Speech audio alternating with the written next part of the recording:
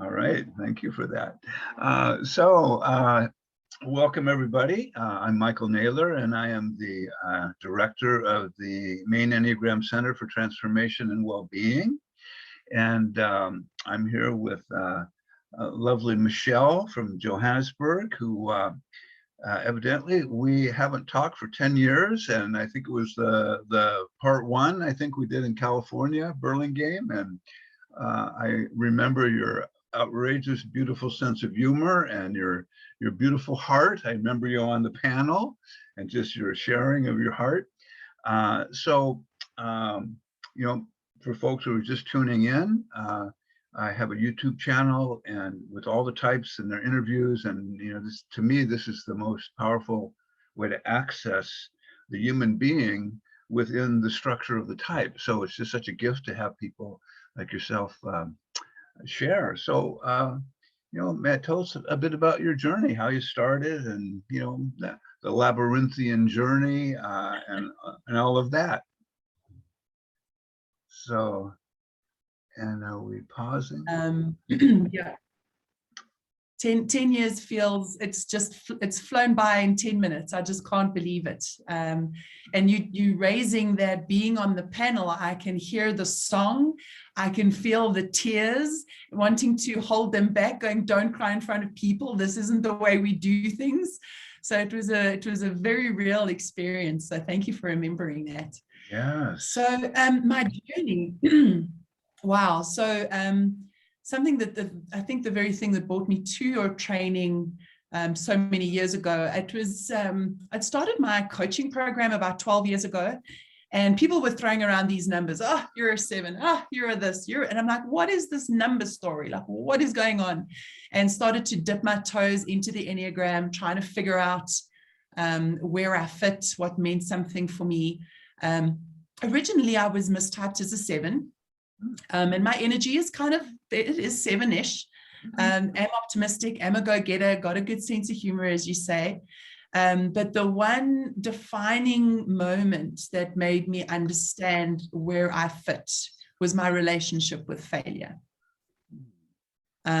So when I considered that, and immediately there was this visceral response of, no, we don't do failure. That is like, forget about it. That's when I really started to find my home in the Enneagram type 3. I pursued my journey in there because in the typical descriptions of 3 that I'd heard in the past, there was a lot that didn't fit. You know, I'm not one that likes the limelight. I'm not one that wants the flashiness. I'm not one that, you know, wants to have those status symbols. But when I started learning about the self-preservation 3, I was like, okay, tick box. You know, it is the productivity, the effectiveness, efficiency. But there is still, and I've heard Claudio Naranjo has always said, self-preservation 3s are vain about not being vain. That's a great one. I like that. And I thought, ouch, okay, he's got me. That's great. Yeah, yeah. And so that's when I really started to find my home. You know, it really made sense. And of course, when you find your type, you find the tough growing. You find the tough parts of growing. So trying to find meaning behind just the productivity and the working and so on. And yeah, that's when I started my growth journey. Yeah, well, you know, with type 3s, you know, they're a heart-centered type, and my experience is that they are often very big-hearted, and sometimes that gets missed or misunderstood, but there's such a vital part of who they are, and their ability to attune to people it can be quite remarkable. And you know, so I wonder for you, like, how you describe the evolution of sensing into your heart and giving it more room to breathe and come forward. Like, what has that been like for you? I have to say that is still my most challenging work. I am very blessed with having one of my coaches is an Enneagram type 4, like yourself. Mhm. And my contract with her is, Catherine, get me to my heart, babe. Like, get me into my feelings. Because it's like you say, we really do. We have a great big heart, but it's mostly for everybody else. It's much easier to focus my heart out on you, support you, help you be successful, help you reach your, live your life on purpose. And it was very interesting for me. That was another question I had to ask, because here I am as a 3, and I'm sitting in the feeling center, and I'm like, I'm not a feely person. I'm not getting it. Maybe I'm the wrong type after all. And then I learned, that 2s, 3s, and 4s all have an issue with feeling to resolve. Yeah. So what I've noticed, and that was another kind of aspect of the feeling that I needed to connect with, was the sadness and shame. I was like, I don't feel sad. I'm not ashamed. And yet, of course, why was I trying to produce so hard? Why was I pushing, the midnight oil? And so the feeling, when it comes, because it hits that point of sadness, it's just, let's just push that aside and focus on what's next, focus on that action, focus on that next task. Yeah. So what I have found with many of the coaches that I've worked with throughout the years is the best practices for me as a 3 are what I call the woo-woo techniques. It's like family constellations. It's working with energy healing. It's working stuff that I can't sit here and talk my way through it, because 3s, we've got the gift of the gab. I can talk my way through anything, but I need the stuff that bypasses that. And that kind of hits my heart, makes it open. And then I feel a lot of vulnerability, but healthy vulnerability. In recent years, I've actually also realized, so I have a thyroid problem, an autoimmune disease, Hashimoto's, and I've realized there's something inside of me, my gut tells me that everything that's happening over here is truth untold and tears uncried. Yeah. And I think that's a big part of the 3 image, right? You don't fall apart. Everything looks okay. To the world, you've got it together. And it actually does come at a quite psychological and physical cost. Yeah. Yeah. Well, it's interesting that it's almost like I imagine the pattern, for the 3 is that if I'm not sort of showing up as the competent one, the one who can do it and spin things so I look that way, that it's like it seems like there's an intense inner critic that says, if you don't do that, you're a failure. And then if you're a failure, you're not lovable, or something. It's like a scale that goes downwards. And so each time you open to another level of vulnerability, you got to deal with this creature over here that's going, oh, that's the opposite way. And but with practice, we get better at it. So it sounds like family system stuff has helped and all of that. Do you have a meditation practice that you do or anything like that? It is something that I still have to really practice at, because I can, and I've come to accept that even if it's in short spurts, it's something. So something, again, I work with my coach once a week, and in those sessions, it's actually like, what does that feel like? Sit with that feeling, give that a lot of the inner anxieties that I can have about non-performing, to actually give them a shape, a form, a character, speak to them, address them, and bring kind of more archetypal assets, as it were. Which has been hugely useful. Awesome. But I would say right now, and it's so funny that you contacted me recently, because you're the beautiful 4 that I met on training. My coach is a 4, and I'm one of my new consulting companies. She's a 4. And I'm like, okay, universe, I get the message, right? I've got to get into my 4 wing. I've got it.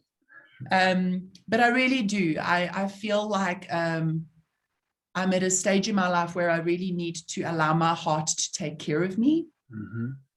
and Mhm. it's making its voice known. So I think that is one of my biggest growth spurts at the moment. That's awesome. Awesome. Well, yeah, bringing all the centers into balance only takes 4 or 5 lifetimes. So you're right. You're doing awesome.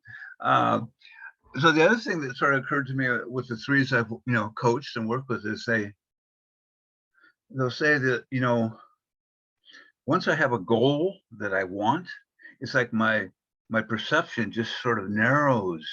And it's like I'm going right there, and you can go with me, or if not, get out of the way, because there it is. And it's like a hyper focus and often a huge energy rush. Like, whoa, boy, let's go, right? And who needs to sleep? I got this goal. And with the Enneagram, Riso Hudson, it's the idea of going into overdrive. But I wondered how you work with that energy, because it's both a gift and it can be a curse, depending on how aware you are. So what's been your experience? It's such a great question. So absolutely, once I've got something in my sights, that's it, I'm going. Even when I attended your training, if I recall, we started on a Tuesday. I'd been sitting in an Enneagram workshop that Sunday just previously, and somebody had said, you know what, there are no real decent Enneagram teachers in South Africa. I'm going to be the best. And the competitor in me was like, oh, is it? And I booked my flight that Sunday afternoon. I was in San Francisco on the Monday. We started on the Tuesday, and that was that. So that once you've got it in your sights, you just go. And I have learned that, yes, that there is a time for that, and there's opportunity for that. But I've also made some very expensive, very quick decisions without really thinking things through, and invested a lot of time, energy, resources into things without really reflecting, thinking, seeking out my own purpose. Just that's an opportunity, let's go. Not too worried with all of the intricate steps that need to get there. If you can find the quick spot from A to B, that's the route you take. Yeah.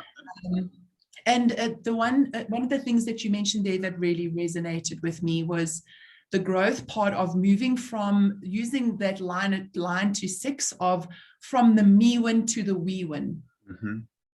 So I did have many years in leadership roles where this is where we're going. The pace is very fast. Looks a lot like an 8 in many ways. It's just, that's it. Only to find teams after a while were like breaking. They just could not keep up with the pace. They could not keep up with the expectations. I wasn't connecting with them at a heart level.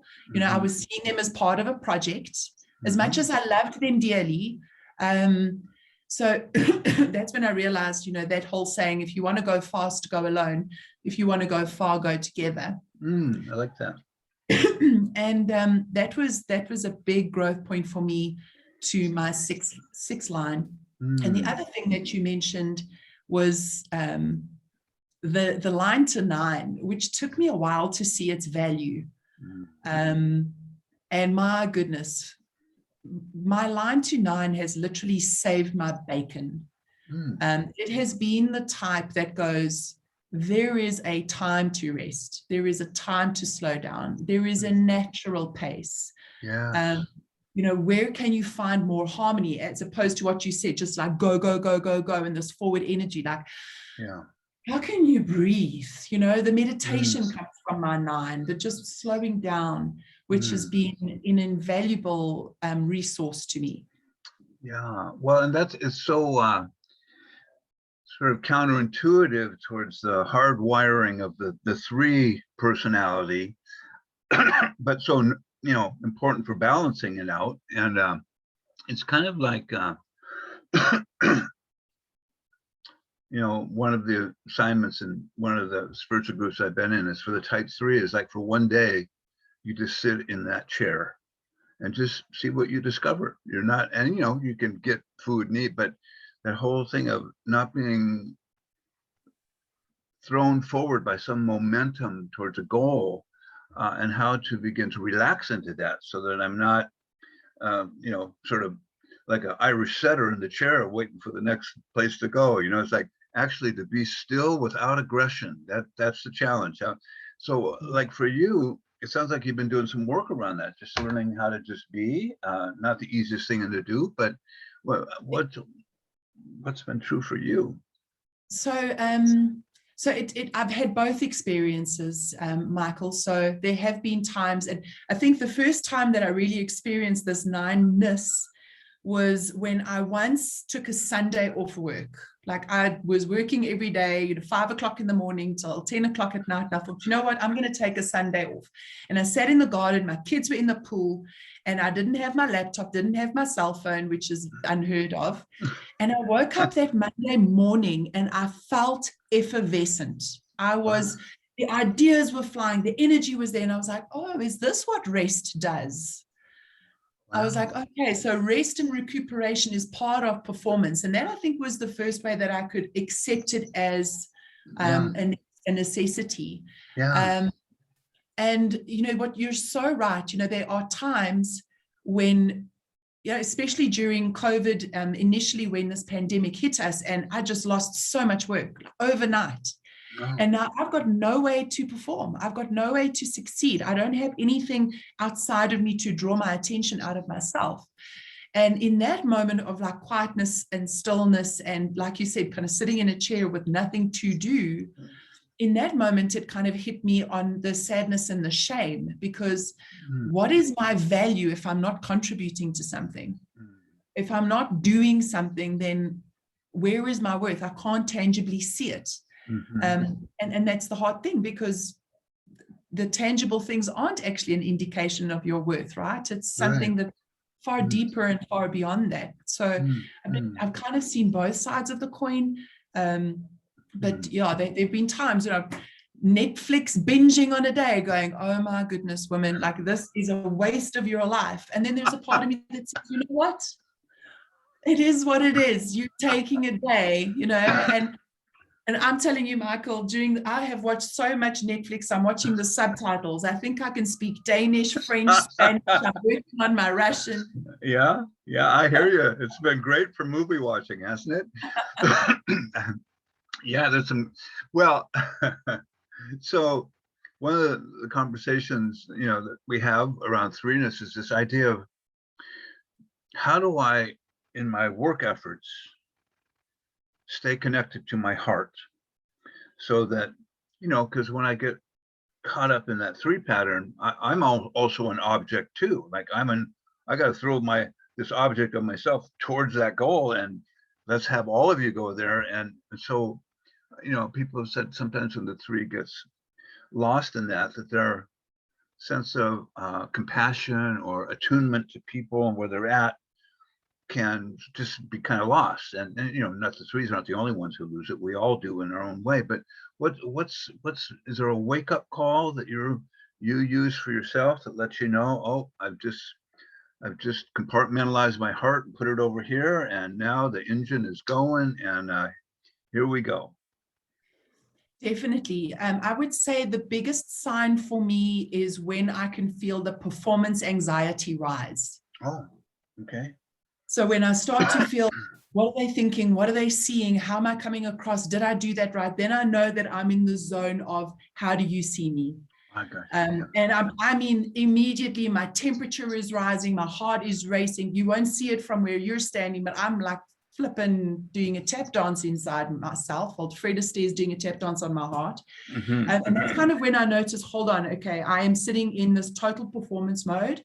And when I'm getting into my heart space, it's more of this, I'm equal to the situation. It's like a bit of I almost want to say the word like humility, like, dude, you don't know any more than anybody else. You're no bigger, no better than anybody else. We're all in this human journey together. And that immediately kind of softens my heart, and I really feel connected again.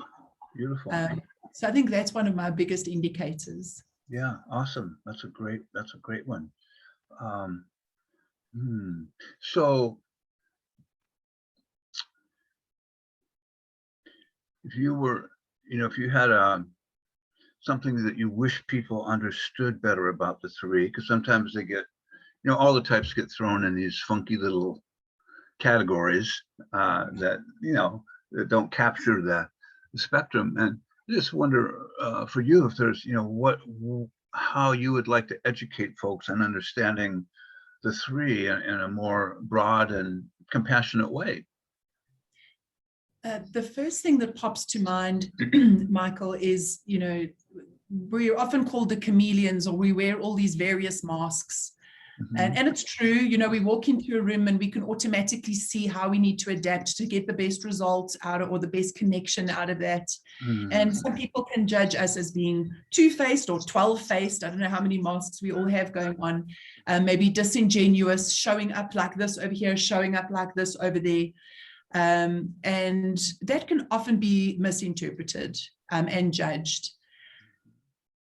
It was many years ago, I was actually I was at a therapist. This was before I knew about the Enneagram. And I just said to him, I've just got so many masks. I don't know which one is mine. Mm-hmm. And he said, none of them are yours. Like, shut up, leave me with at least one. Just leave one. But the real truth beneath it all is there is a reason for that mask. And the reason beneath that mask is, if I took all this away, take my certificates, take my titles, take it all away, take my masks away, you might not like me. You might not love me. If you saw me, the raw me that is sad and ashamed and anxious about not performing and needing the world to see that I'm a good, valuable person, if you had to see all of that underneath, and you weren't you're so impressed with what I'm showing you. If I took all that away, I don't think you really like me. And that is a very, very painful point. Yeah, it is. It is. And I appreciate your articulating it and your vulnerability, because you're right. Those masks are there for a purpose, survival. I don't want to live with a broken heart and an unloved heart. I mean, that's the worst. So that what I was thinking in terms of my own journey, when I first sort of got into all of this, I would describe it for myself as layers. Like I had layers of protection, way of operating, and then one by one, the layers got stripped down, and my heart was more available, and then more available. But each time another layer was stripped down, it would actually be more painful at first than ever. Like, I didn't realize a heart could be this broken. I thought we covered that last year, didn't we? And then after that, comes the softening and expansion and the loving connection with people. So it's an interesting thing. It seems like the gift for the three is I can adapt to people when I'm healthy, meet them where they're at, and serve them.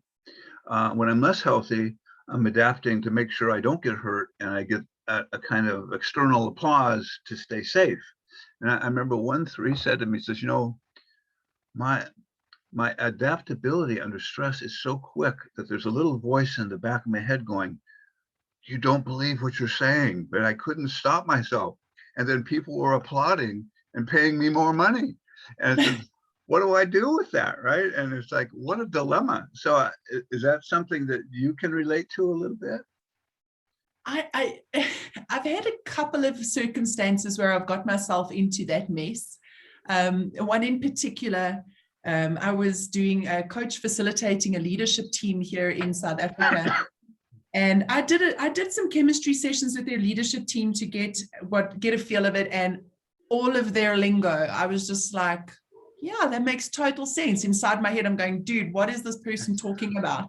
And I went and did this whole facilitation, and I was sweating inside, looked cool, calm, and collected. And inside that voice was going, you don't know what they're talking about. You don't know what you're going to say next. You're not managing this.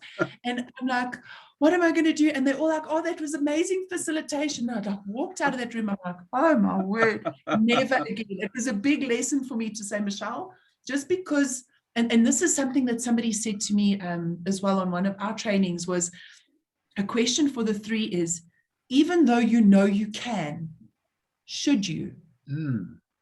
Yeah. I know I can do it, but is it Yeah. aligned to my purpose? Is it aligned to the difference I want to make? And that purpose-driven life, I think, is something that is so healthy in the 3 space, to activate your energy from a sense of human being versus human doing. Yeah. Well, that, it's interesting, in my conversations with 3s is to say often that learning to be, it didn't come easy for them. It's like they were hardwired from a little boy, little girl towards doing and impressing or getting applause or whatever, acceptance from people they cared about, and so they'll hit a point. There's a number of my work with, so they hit a point where they're incredibly successful, but they say, I can't feel any of it. It's like empty, and I have everything everybody thinks would make you feel good, and I just feel emptier all the time. And if I stop doing, then I have to deal with that emptiness for a while until I find a way through it. So how have you transitioned through that?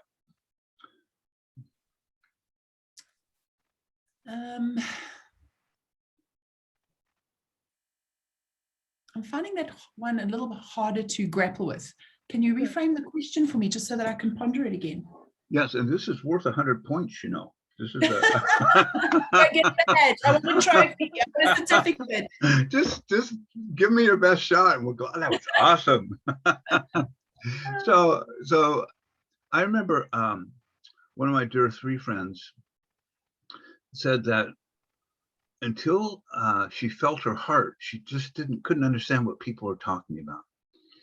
And then she, went to a training for 5 days where they're really focusing on listening and sensing your heart and feeling what's there. And she, she was very successful. And she said, as I started to do that, I started to feel a terrible sadness and a terrible shame and emptiness and a sense of not having felt much love. I haven't been able to accept it or give it.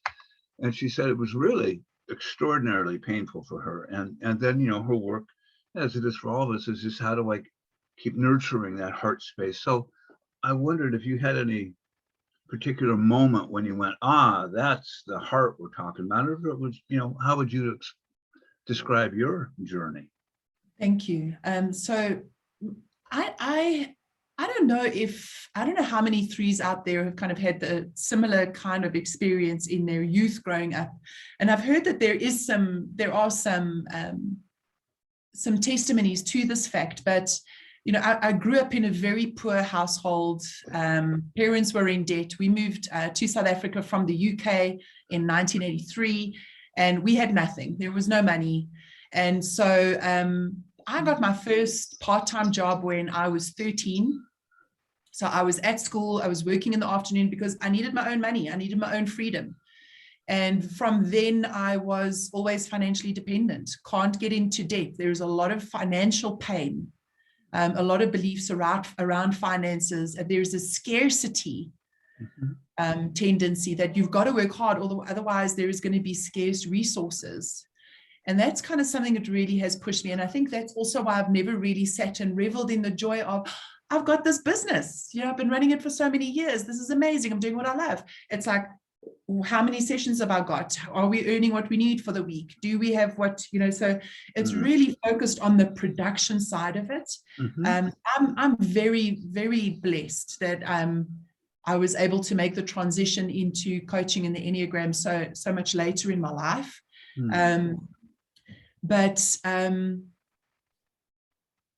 I think that's kind of where it's brought me. I know it's going to sound cheesy, but it is the Enneagram that has really brought me this insight, right? To see this robotic pattern, this pattern that just keeps on replaying itself, and teaching it as much as I do and working with it as much as I do. It's like, there is that niggle going, that heart center, that, and I would, especially over, so it will be 6 years ago, I got divorced after 20 years together and started a new life, started a new house, got the kids, 3 in overdrive. Let's make sure we've got the house and money. But the heart literally grabbed me. My heart just literally grabbed me by the reins and said, you know what? You're going to feel. You're going to feel the shit. Whether you like it or not, you are going to feel. And then the tears came in floods. And it was, I'm not lying, a couple of days in bed with the curtains drawn and just like, and every time it was like I should do something, the heart was like, you know what? I need to grieve. So I don't care what you feel like doing, but we're sitting here. And I think that was like when I said, you know, the 9 really came in to rescue me, because it was like there was nothing to do but be. Yeah, awesome. Yeah, very soothing. It was a very Well, cathartic experience. beautiful, beautiful. That's worth 400 points. You just doubled your money. I'm being facetious, of course. That really beautiful, beautiful sharing. And so what else? We haven't talked about, one of the things I notice about 4s as 3s, as they get healthier, there is like a quiet modesty. You know, that whole thing about, you know, sometimes 3s are, you know, want to be on the front page, etc. And I think my experience has been is it just seems like there's a kind of inner gentleness that starts to, you know, touch their heart, and a sense of, and you pointed to this a bit around, you know, kind of all in this together. It's kind of the 6th space, but there's a real authenticity to a wish to speak from my heart. And it seems like the longer, you know, 3s go along, the more they're aware of when they're not connecting from their heart. And, you know, that's great. That's how we get to it. But there's also kind of a phenomena I've noticed in my own recovering 4 pattern of taking 4 steps forward and 3 steps back. Like, oh, I couldn't feel more abundantly in love with everybody. And then boom, you know, I leave the workshop and the next thing I'm growling at everyone, and I go, how'd I lose that? And then, you know, I go forward again and back. But so this is like a 5-part question. You just answer wherever you want to jump in. But have you noticed that kind of sense of 4 steps forward, 3 steps back in your own growth process? Or have you just been a streak of lightning going to the mountaintop? No, I mean, totally right. I mean, especially when it comes to this energy of that's where I'm going to go. That's where the opportunity lies. I'll give you a perfect example. So I was qualifying as a coach, and on my training, I'm like, oh my gosh, there is such a gap in the youth market. I'm totally going to go into the youth market. I went home, registered my domain. Next day, I had my logo designed, had my website up by the following week. I had all these school programs that were already written. I went into the school to do my first training program to realize I don't like kids.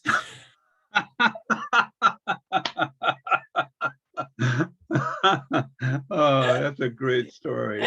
Of course I do. I've got 2 beauties of my own, but I realized in the moment that my purpose and my passion is in adult education and adult coaching and adult facilitation. And I had just gone hell bent forward to seize this opportunity, and it wasn't mine. And that was like, oh, okay, hold on. Yeah. And that was like, all of that time, all of those resources, there is a website out there floating around that not even I go to anymore. Oh, what a great lesson.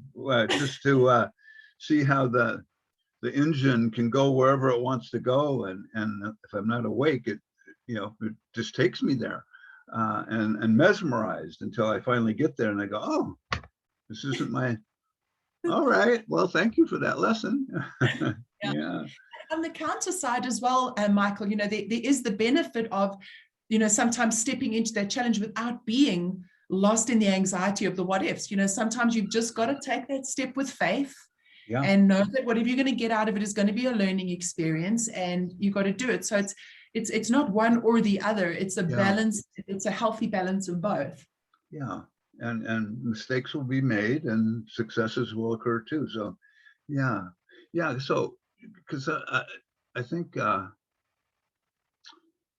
one of the things we've talked a little bit about is this this whole idea that if I can trust stillness and being still and quiet, not doing something, that it opens up another energy access or intuition access that really serves me in my productivity. And I know with threes I've worked with who haven't done a lot of inner work, but they're on the journey, the idea of stopping or even learning to, like, I've experienced threes going, okay, meditation, I'm good for 5 minutes. I said, that's fine. 5 minute works. If it's meant to be more, you'll just go there naturally. But there's almost a sense like if I stop for 5 minutes, I might miss something, or my competitors are going to get the edge, or I could be wasting 300 seconds here that I could be using towards my goal. So anything else you'd want to add to your learning about that? I know you've said a bit about it already, but it's a juicy subject. It is a juicy subject. And I do still admit it, it is my hardest work. I have, it's interesting, and maybe I think I have seen it in the self-preservation instinct of all types. You know, we talk about anxiety and people start thinking sixes. Self-preservation has a level of anxiety regardless of its type, right? It's like, am I okay? Do I have what I need? Yeah. And so, you know, like you said, those 300 seconds lost, could I have made a call, an email that would have actually supported me in the long term? So there's quite a lot of anxiety that occurs from there. I must say, from my own, I have been more successful in being a little bit more mindful and focused if I'm actually working with either a guided meditation or going through a guided coaching process, so that I'm holding on to things. I'm just left in silence. Mm-hmm. My council, I don't just have a voice in my head, I'm like a whole council. They all have microphones. And it can become really, really overwhelming. So I really do well with that, with a bit of, so I guess it's still speaking to the pleasure that I get about with focused thinking, but with it being focused, it's not going everywhere, and that really helps me to settle. Yeah.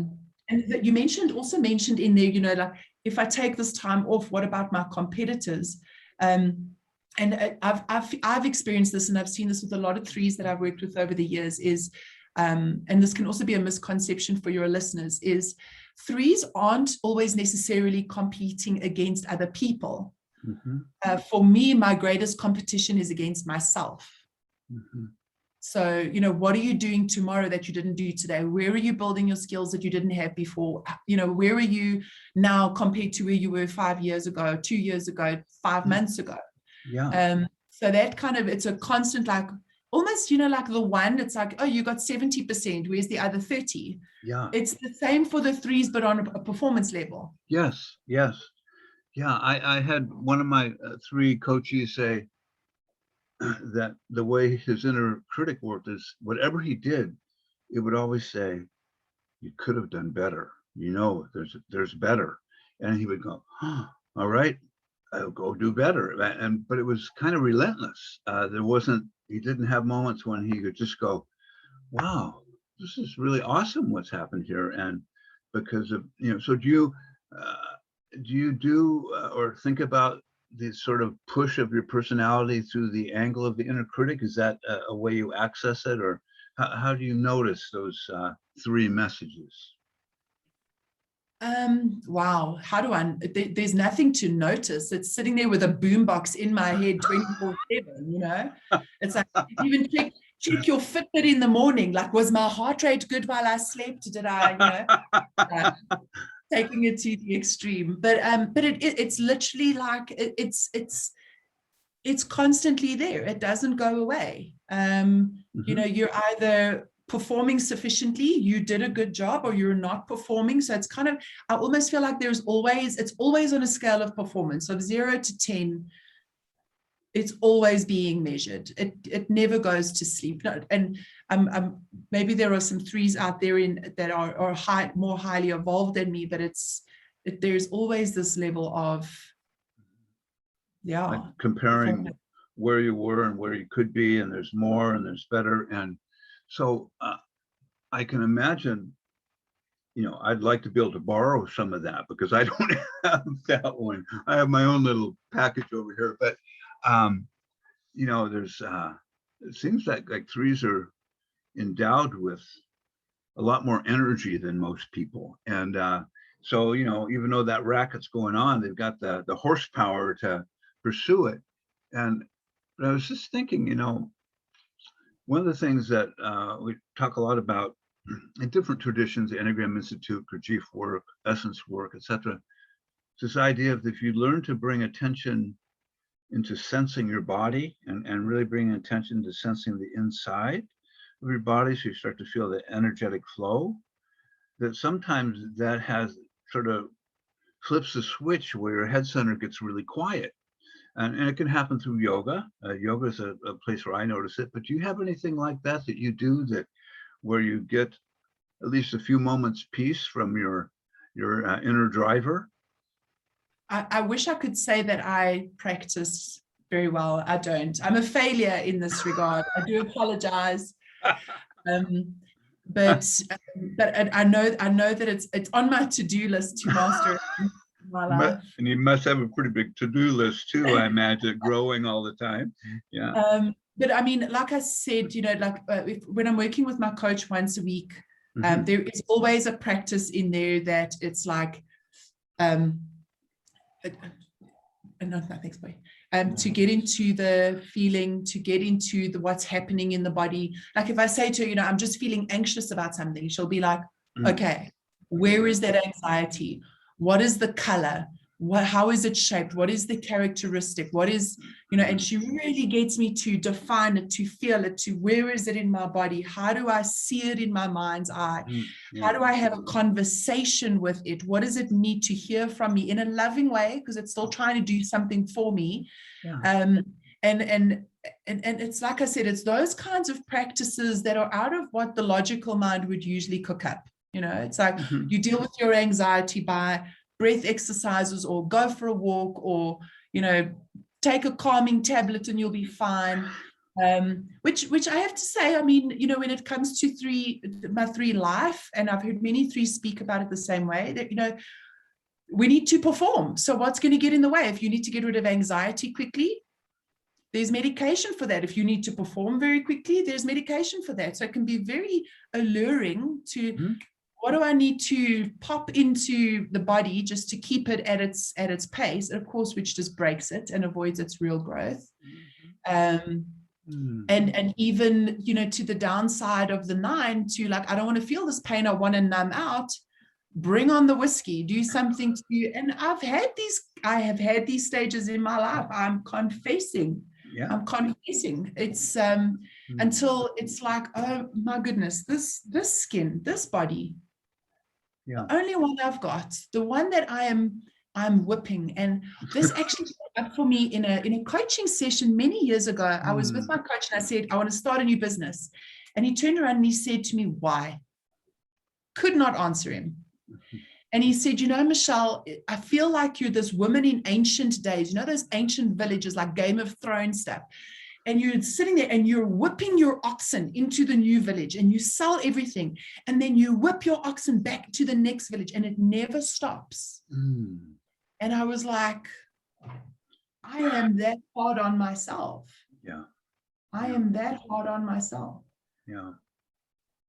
So I'm becoming keenly aware of that in my older years, of just how brutal I have been. And as a result, things have slowed down and I'm finding collaboration really enriching. And I'm loving support from people and I'm loving supporting people. And that's been a divine journey. That's awesome. That's awesome. Beautiful. Yeah. Well, gosh, it's just so appreciating this, inner look, and that idea of like the boom box, it's like it gets your attention, like, come on, go, not good enough. And that's a great sort of archetype for your inner critic. It sounds like it just, right. And so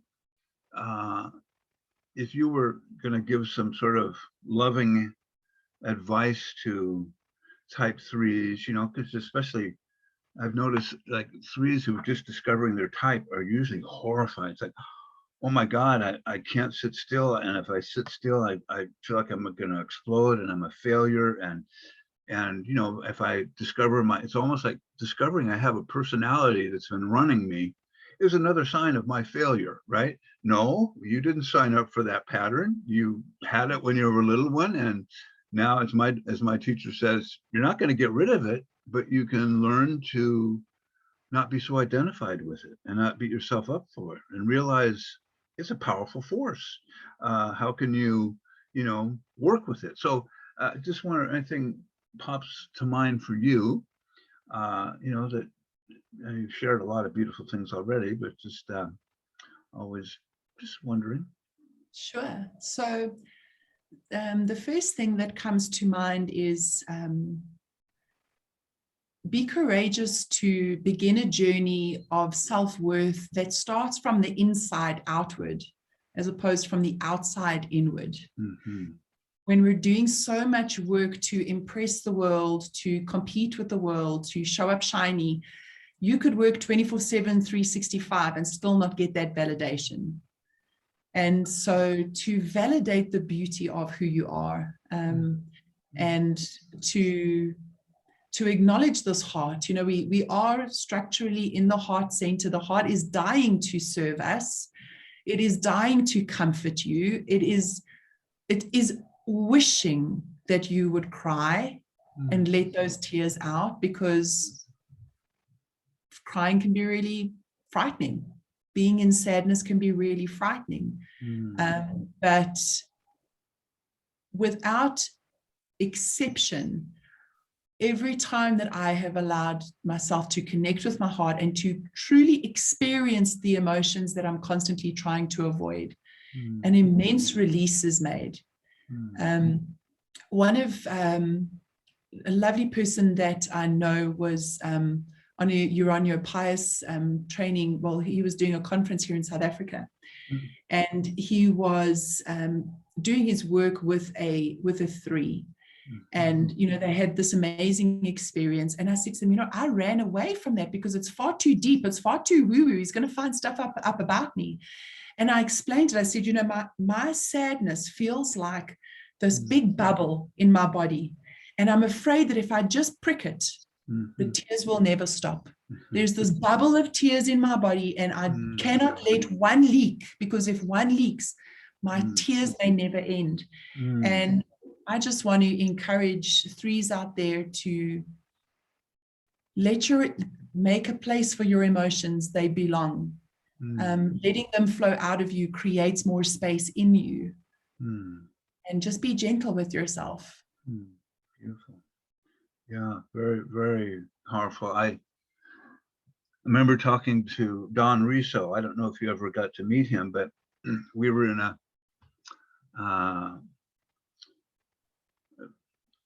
a group conference thing, and he was talking, and he said, you know, I think I'm going to be canonized as the crying saint because I'm forever crying about things. And I said, well, I'm giving you good competition, you know. I can cry with the best of them. And, you know, 4s can sometimes have access to that. And then you're like, how do you turn the faucet off? You get lost down the stream here. But yeah, it's big work. It takes time. And how do I remember when I first had my heart open, that I had that thought that I'll just cry forever. Well, I did cry a lot. You know, people would say when they come to workshops that I was in, said, oh my God, you're going to be crying a lot today, aren't you? I said, well, you know, probably. But then it reached a point where my heart has gotten really quiet. I think it, for now, has gotten cried out. So, you know, there is an endpoint and a kind of deeper stillness as a result of it. So, you know, as we're sitting here right now, how are you experiencing your insides? Like, what's it like inside your heart right now? Yeah, it's been, you know, I haven't been chatting about, you know, my type and my journey in a very long time. So I'm kind of feeling not quite seen, not by you, but by me, you know, just really kind of reflecting and looking and seeing the importance of this work, as you keep connecting it to the heart, and thinking of my work that I'm also doing with my coach,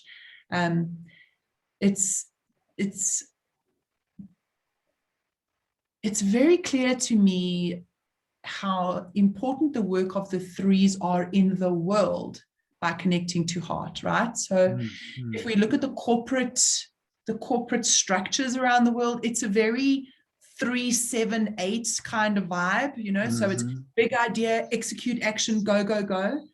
So we find a lot of, and what we're missing in all of those is real heart.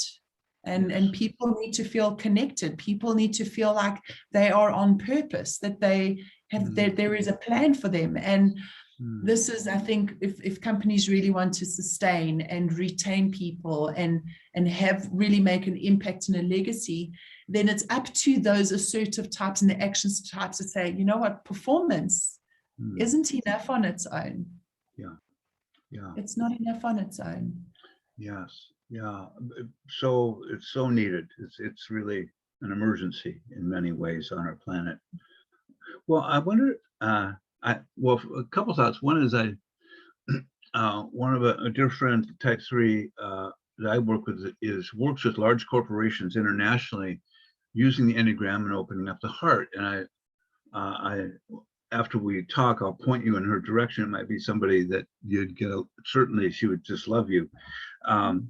But I wonder if you'd say a little bit about being a parent, type 3 parent, and what challenges and the beauty of, what you love about being with your kids. Oh, wow. That is such a great question. So, yeah, I'm a 3 and my ex-husband is a 1. Oh. And so we had a son, we've got 2 boys, and one of our sons just really struggled academically. So from the 1, it was like, push, push, push. For the 3, it was go, go, go. And we implemented every practical strategy you can imagine until I've got a beautiful Enneagram mat. It's like 3 meters by 3 meters. It's really huge. And I grabbed my ex-husband and I said, right, we're going to do some work. And we stood on 1 and we were like, what does this boy need? And we explored it from the 1. Then we went on to, we both stood on Enneagram type 2, like what resources come up for Enneagram type 2. We realized this kid might need a little hug. We went to 3, we went to 4. 4, he needs color, creativity. We can work outside, we can work. And so it was like getting out of my head like that.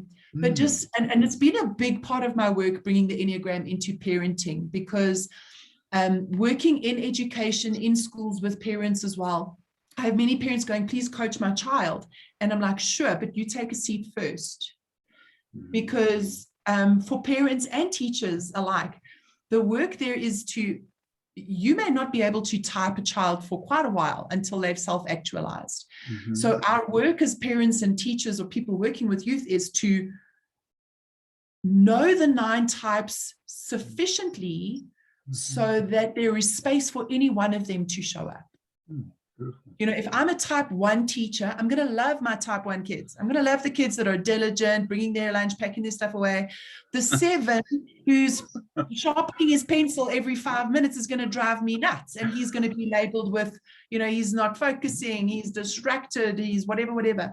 So if I take that type 1 teacher and I show her the value of all 9 styles so that she can recognize, not type, but just recognize that energy, then she's broadening her capacity to allow everybody to feel included and seen. And I feel like, and parents need the same tools. Your children may be completely different. And, you need to be able to at least speak the 9 languages. Yeah. So that however they feel like they're showing up, there's space for them to do so. Yeah. So it was really important. I noticed that when I realized that my competitive edge was getting overly involved in, my kids' world, my son came back, he was on the A team swimming and he got dropped to the B team one day and I was mortified. I was like, I'm going to call the school. This is what happened. I don't understand it. And turned to me and he said, Mom, I love the B team. I love the people. I'm swimming more. I'm having fun. And I was like, okay, check, check yourself at the door. So there's been some beautiful lessons along the way. And, you know, I feel like my best parenting skills now has actually been, this is their journey. This is their life. You'll always be there to support them, provide for them, but take your foot off their petrol pedal, because this is not your vehicle. Yeah. And that's been a huge joy for me. That's a great, that should be a greeting card of some kind, you know. Take your foot off your children's gas pedal, because it's not your vehicle. Happy birthday. That's a beautiful. Yeah. Oh. Actually, you say that it was my birthday on the 28th of July, and my son made me a little birthday card, because I prefer the handmade stuff, right? And he writes in there, "You're the best mom in the world." And then he says, word for word, he says, "I'm so proud of how far you've come." Well, that's a good sign. They're paying attention. Thanks so much. Thanks for noticing. Yeah. Well, so do you have a sort of Enneagram conversations with your kids? Are they fluent in the language at this point? They are absolutely not. I have not tried to type them. That's great. Which is, you know, people find that fascinating, because I work with youth teachers, parents. It does not, I don't see the value in it. They're not interested in it. I'm just watching them emerge and see how they develop and discover. And when the time is right and they want to do that self-discovery, they will. Yeah. You know, most teenagers, I think, take away the typing, most teenagers are 9s. Lie on the couch, watch the unhealthy aspects of life, just Netflix binge, play PlayStation. You know, primary school kids are all 7s. They all just want to play.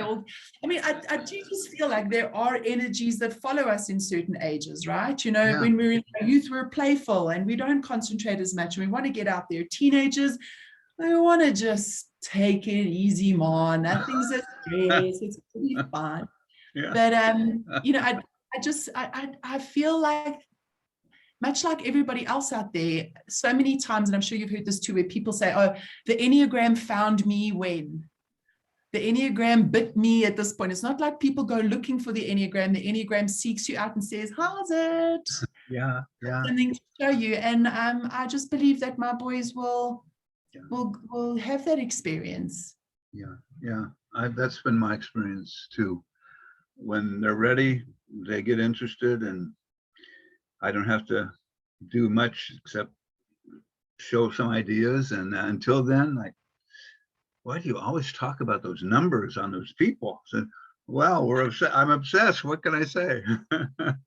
So, wow. yeah. Well, well, I really appreciate that perspective, a really beautiful perspective around noticing the energies in the child, but not having to label them. And I think that's really useful in working with adults too, because it's easy to get into, we got them in this category, and then we can sort of miss the deeper part of them, or the most expansive, that maybe we don't even have concepts for. But you know, that's a work in progress for everyone, I think, myself too. So, well, anything, you know, I'm mindful that as a type 3, you probably have your day planned. And you're fine. My day is done at 7 p.m. in South Africa, so all my clients are taken care of. Okay, awesome. Well, I wondered if there's anything that you'd like to share that I haven't asked about yet, or anything bubbling around, or impressions or stories. There is one thing, and it comes back to your question, like what are the misconceptions or misunderstandings of other people, of the 3 by other people, and it's just speaking a little bit to the vice of the 3. Right? So vanity. The vanity. So I've seen it interchange vanity and deceit. Yes. And it's one of those, where people go, oh, the vain, it's all, they're just so surface, or that deceitfulness, it's just liar, pants on fire stuff. Mhm. And it's just to explain that all of our defense mechanisms, right, are coming from a place to protect a core wound. That's right. I don't want to feel the pain of rejection. I don't want to feel the pain of failure. It is too painful for me to experience.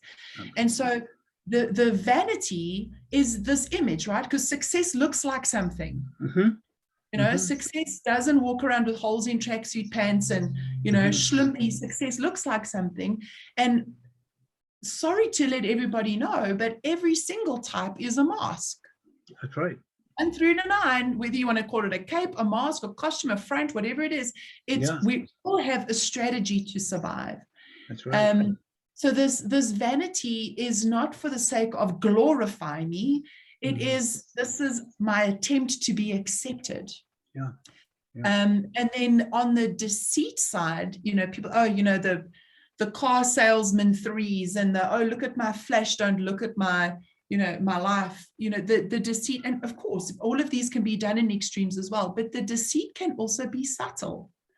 It is the lying to myself that I'm okay when I'm not. Yeah. It's showing up more confident than I actually feel, because I don't want to be rejected. Yeah.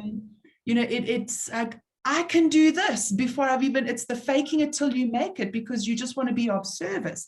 Yeah. So I'm not trying to pad a defense mechanism. All of our defense mechanisms are trying to support us, but it's not this schmarmy for the sake of. All of our defense mechanisms are trying to help us in some way to avoid a very deep, painful feeling that we want to avoid. Absolutely. I think you articulated that beautifully. The other thing I often say is every type has vanity and deceit in their own style. So it's not just the threes, and sometimes when we're looking at the fixations of vices, all the types have shades of those. It may not be their dominant. I call it heart protection. We develop these to protect our heart because somewhere down deep inside there's a sense that I wasn't loved or wasn't loved for who I am, and so who wants to feel that again? So I learned at age 3, 4, and 5 how to do the martial arts to keep this thing intact so I don't die of heartbreak. And so I think that's really important. They're really their defenses against suffering. And when I learn how to relax that and digest that suffering, then I don't need the defense as much. But it's quick and it's fast. So yeah, I'm glad you brought that up, the deceit and vanity thing. Yeah, and so I was just thinking of, I don't know if you followed Lance Armstrong, the Type 3 bicyclist who won, the Tour de, and I just thought there was such a stunning interview that he did with Oprah, who's also a 3, and how she, really tried to get him to be honest. And it was just, I thought he did a really good job of trying to explain it, but there was this like always a sense of, well, everybody else was doing it, which they may have been. But did you ever get to see him talk about his journey? I often use him as an example when I'm describing the 3 in its deceit at its best, right? The avoidance of failure, because number one, he was like, not happening, didn't happen, it's completely false, never happened, blah, blah, blah. Then he gets bust. Mm-hmm. So what does he do? He makes a hugely successful book about it. And then he makes a hugely successful movie about his failure. I'm like, there you go. Like, I'm going to make a success out of this failure if it kills me. I've often used that. It's like, make a success out of it. And he's almost like he's pretty at ease about the whole thing, and his son is a really sweet young man and talks about the shock. But there was a second, well, in the movies, he's taking a tour of all the places he owns. I mean, he had to pay tons of money. He's still abundantly wealthy. And he's even tried to go back and race again. So Yeah. it's quite something. Yeah, I wondered. Well, that's great. Great. And I think also that like there's a big difference for me here with especially being at the self-preservation 3. So there is a vast difference between my experience and a social 3, for example. Social 3 is like the complete opposite. That is like, I'm here to talk. I can be in the limelight. I like it here. Whereas for me, self-promotion it makes me cringe inside. Yeah. Like even with us having this conversation today, like I love to spend time with you, but if to go on all kinds of platforms and be like, it would fill me with a lot of anxiety. And I need to actually access more of my social 3, because with the social 3, when you bring that value and you know what you have to offer and you bring it to the world, that's a beautiful gift. To share that enthusiasm, to take people along with you on the ride. And the aspects of the one-on-one type 3 of I get such bliss out of you being successful. So there's a lot of one-on-one that I bring into my coaching or my facilitation where it's like, what tools do you need? What support do you need? Because I want to see you shine. So that's also a big part of my growth is those 3 instincts. How do I find a place for them and allow all of them to belong? Because they do. Yeah. Well, do you notice that there's one of those instincts that you have least access to? Definitely the social is my least. Yeah.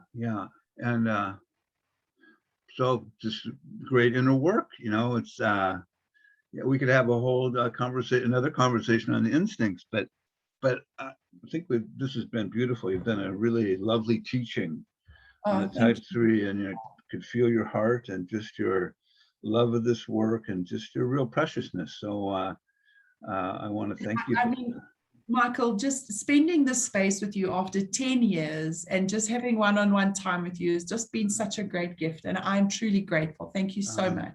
Oh, you're more, me too. It's just a deep pleasure, and what fun.